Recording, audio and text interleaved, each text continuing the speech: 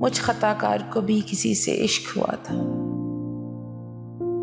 जोरदार, महकता, खनखनाता, छनकता, खूबसूरत, धूप में छांव की तरह, बादलों में घने बादल के अंदर जिसे तस्वर हो कि खूबसूरत बारिश का इम्कान है।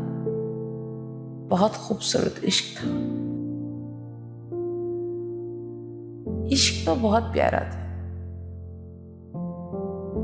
पर मेरा एक तकाजा था कि कभी मुझसे झूठ ना बोलो,